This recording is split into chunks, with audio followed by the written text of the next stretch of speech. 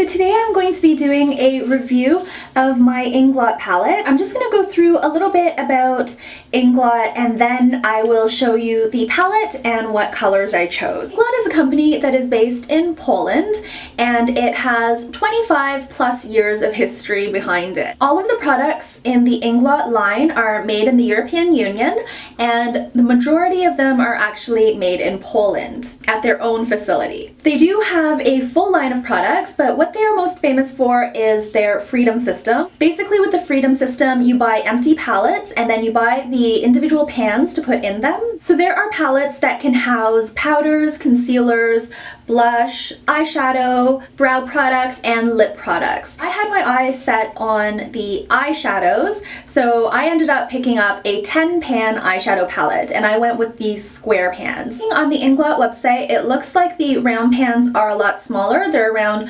1.8 grams versus around 2.7 grams for the square pans. So I'm assuming there's a price differential. In terms of the square eyeshadow palettes, you can get palettes that hold 1 pan, 2, 3, 4, 5, 10, 20, and 40 pans. So I got the 10 pan palette. In terms of the eyeshadows, there are 5 different formulations or finishes. There's matte, which is self-explanatory. It has no shimmer or no sparkle, nothing that reflects the light. There's also the pearl finish, which is kind of like a satiny type finish. It's a little bit metallic, it's a lot of sheen, but no sparkle or no glitter particles. There's the double sparkle finish, which is essentially like a glitter eyeshadow. And then there's the AMC and AMC Shine variations. And AMC stands for Advanced Makeup Components. And from what I can gather, it looks like this is a different formulation by Inglot. It doesn't just extend to eyeshadows, it extends to other products as well. The AMC Shine is probably most close in texture to the pearl finishes. So in the square eyeshadow pans, you can also get a rainbow eyeshadow, and basically this is a set of 3 different colors within one pan. Those pans are a little bit more expensive, but you are getting 3 shades. The net weight does vary by the finish or by the formulation. So with all that being said, let's move on to my actual palette. I did concentrate on matte shades and on pearl shades. I actually selected 5 of each. I did all my research before going to Inglot because I knew with all of their different eyeshadows I would be extremely overwhelmed. I had a list of 10 shades that I picked out. When I got to the store, I swatched everything and I swatched them in the order that I wanted them in my palette. And I found that 2 of the shades I selected were extremely close together in color.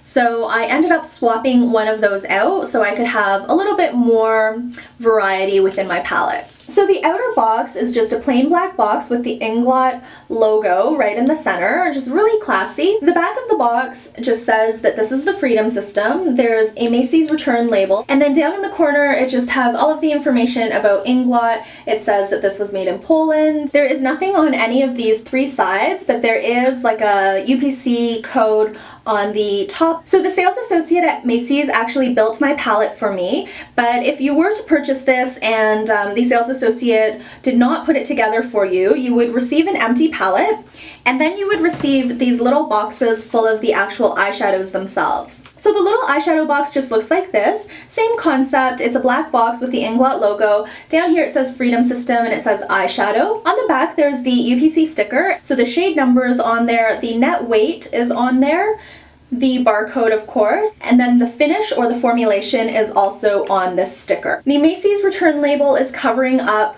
this information here, but basically this is just like the address information that was on the bigger box, and it does have the recommended toss by date. It says 18 months. These 3 sides have nothing on them, and then the top of the box just says product identity, see the bottom of the metal pan. Inside the little box there are 2 items.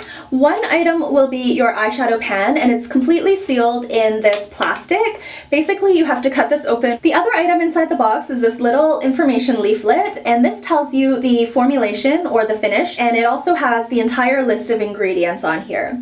Moving on to the actual eyeshadow palette, this is a beautiful palette. It is very sturdy, very weighty, and the plastic is like matte acrylic. It's just absolutely lovely. And then the back of the palette is just plain black, but there's a little box of information on it in white. In the corner of this palette, you'll see that there are magnets. So to open this palette, you basically slide the top and the bottom pieces apart so that the magnets lose grip on one another, and then you can go ahead and slip the top off. Everything is magnetic, so you're not going to have any eyeshadows fall out or anything like that. I basically chose a row of matte and a row of pearl shades. Now, if for some reason you want to switch out the pans, Inglot says you can take out the shades by putting the magnet over top. If you run the magnet over the eyeshadow, it'll come out like so. For some reason, I can do that with these two darkest shades, maybe because the pans are a tiny bit looser, but I can't do that with any of the other shades, no matter how long I kind of swipe this across or like try to pick up an edge. So in order to take out those shades, you do have to go in with your X-Acto blade. But there is a little bit of space, so it's relatively easy to do. In the corner and just pick up a part of the pan and it will slip right out like so. Now I've pre-swatched everything on the back of my hand and I'll be doing close-ups of these swatches. So I will do the top row first and I'm going from light to dark. The first shade is 328M and that is basically a beige. I like to use that for subtle highlighting and it's also good as an all-over eye color. So the next shade is 390M and this is called a light brown, but in real life it just looks like a very light tan color. So I love this shade for all over my eye, and I also love it for blending. So that's probably my most used shade, even though it looks like I haven't dipped into it at all. The next shade in the middle is 344M, and this is called a taupe shade. Very nice, like mid-tone taupe color. It's great for blending as well. I actually use this shade when I'm doing like a pearl look and when I'm doing a matte look because it's so great for blending. All of these shades, I should mention, are extremely creamy and pigmented and they all blend very, very well. The next shade is 357M and this is called a medium brown. It's a very basic color but one that is very versatile, wearable staple shade, and I love that color. It's just very flattering, and I think it would be flattering on both warm and cool tones because it looks like it has like a neutral undertone. And then finally, the last matte shade is 363M and this is a dark brown. This is a beautifully creamy pigmented shade. Let me just swatch that one for you real quick. You can see how much pigmentation I picked up just running my finger onto the pan for a brief second. Now let's move on to the pearl shades on the bottom, and again I'll go through them from light to dark. The first one is 397P and this is a beautiful sand color. It is a gorgeous brow bone highlight. I love this shade. Also great for the inner corner and on your cupid's bow. The next shade is 402P and this is a light brown. Gorgeous pigmentation on this one as well. Lots of very nice sheen. The middle shade is 420P and this is a pewter. Again, a gorgeous color. In the pan it has a little bit of a purple undertone to it, but I find on my eyes for some reason it looks a little bit blue. The next shade is 434P and this is a dark eggplant. Another beautiful shade. This one is very rich and creamy. I think it has a lot of dimension and it looks wonderful on the eye. The last shade is 451P. This is a charcoal. I find this has a little bit of a slate blue undertone, so I like that the bottom row has a little bit of blue, a little bit of purple, a little bit of brown, so I can do both warm looks and cool looks. Let me go ahead and just select a few shades to pick up on the tips of my fingers so you can see how pigmented they are. I'll just choose, I guess, these three.